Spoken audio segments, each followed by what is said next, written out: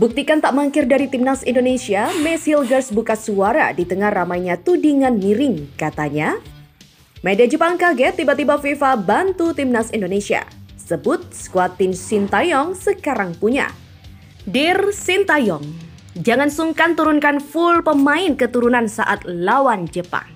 Timnas Indonesia harus lawan pemain Jepang bertabur bintang. Martin Paes bilang, saya pernah berhadapan dengan Messi. Yuk simak selengkapnya sebagai berikut.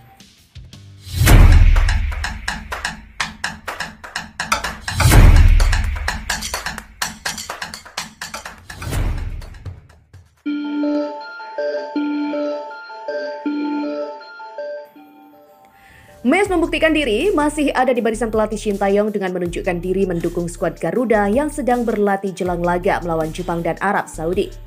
Miss Hilgers memberikan semangat dengan bentuk komentar emotikon hati merah pada unggahan foto Instagram Kevin Dix. Sontak, komentar dari Miss Hilgers dibanjiri suka dan komentar oleh netizen. Netizen yang semula banyak memberikan tudingan miring, kini kembali mensupport Miss agar segera pulih.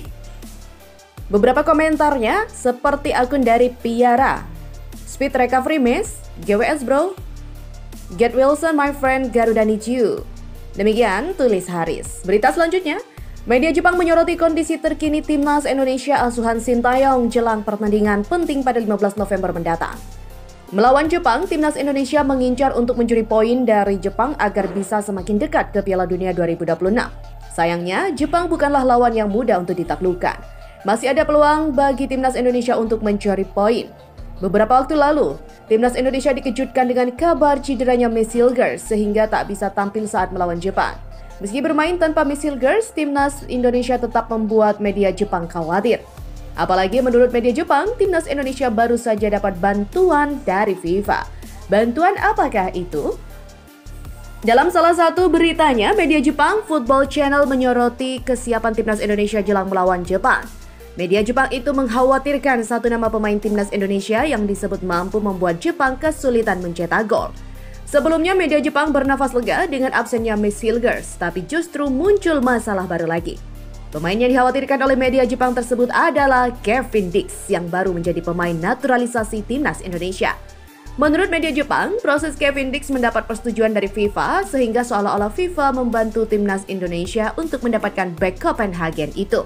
Bahkan, dengan izin dari FIFA, Kevin Dix sudah bisa bergabung dengan timnas Indonesia dalam menghadapi Jepang. Sementara itu, Kevin Dix yang sedang menjalani proses naturalisasi mendapat persetujuan dari FIFA sehingga mengizinkannya bermain paling cepat pada pertandingan timnas melawan Jepang. Tulis media Jepang Football Channel seperti dilansir dari TV One News. Nyatanya FIFA tak mempersulit proses naturalisasi Kevin Dix sehingga bek tersebut bisa segera gabung dengan timnas Indonesia. Kevin Dix memiliki kemampuan untuk mencetak gol serta membangun serangan meskipun posisinya sebagai pemain bertahan. Tentunya, kehadiran Kevin Dix ini bisa menjadi solusi bagi lini serang sekaligus pertahanan timnas Indonesia asuhan Sintayong. Nah pemirsa, beralih pada berita selanjutnya. Pemain keturunan Belanda yang melalui proses panjang untuk memperkuat timnas Indonesia menjadi kekuatan tambahan. Tak memungkiri bahwa kehadiran mereka membuat skuad Garuda kini berkembang pesat dan semakin kokoh. Perbedaan kualitas antara pemain diaspora dengan pemain yang berkarir di liga domestik adalah sesuatu yang tak bisa ditampik. Oleh karenanya, pelatih Sintayong diharapkan tak sungkan menurunkan full pemain keturunan. Apalagi ketangguhan pasukan Merah Putih bakal diuji oleh Jepang. Tim kuat dan berkualitas yang memiliki ranking FIFA jauh di atas Indonesia. Tentu, Sintayong perlu benar-benar mempersiapkan starting line-up sebaik mungkin. Kemungkinan besar nama Jay Itzes, Martin Paes, Eliano Reijenders, Tom Hai hingga Calvin Verdong dimainkan sejak menit pertama. Begitupun dengan Kevin Dix yang baru saja mendapatkan status WNI dan eligible mewakili PSSI di berbagai kompetisi internasional bersama timnas Indonesia. Kehadiran Kevin Dix yang memiliki pengalaman bermain di kompetisi sepak bola tertinggi Liga Denmark hingga Liga Champions diharapkan membuat kedalaman skuad Indonesia tetap seimbang. Menyusul kabar buruk terkait absennya Miss Hilgers yang mengalami cedera hamstring dan perlu fokus pemulihan, Sintayong juga mengungkapkan bahwa seluruh pemain sudah bergabung.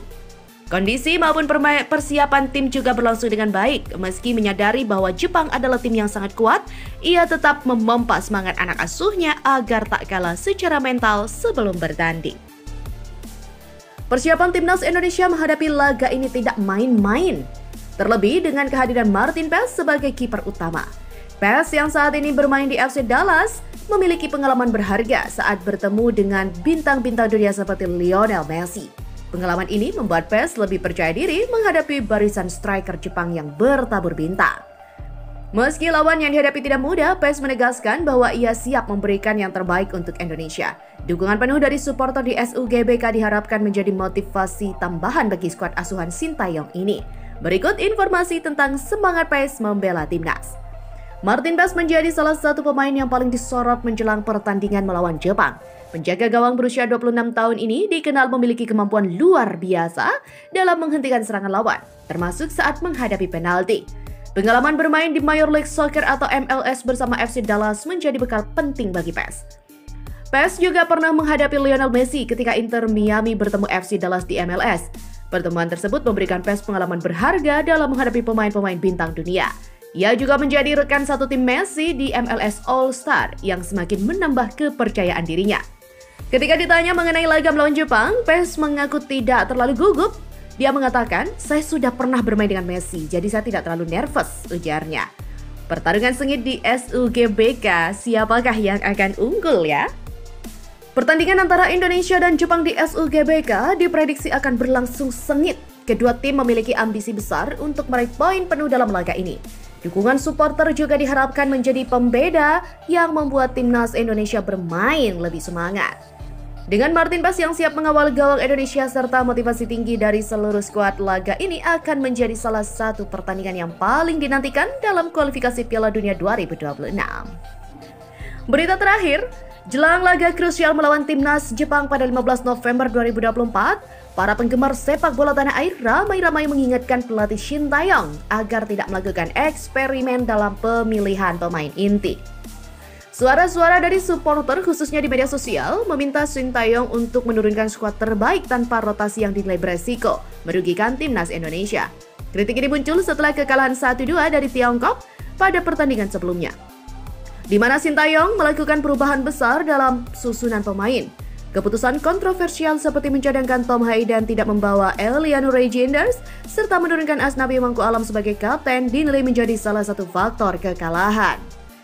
Padahal kekuatan lini tengah sangat penting bagi skuad Garuda dalam menghadapi tim kuat seperti Jepang yang saat ini memimpin grup C dengan 10 poin tanpa kekalahan.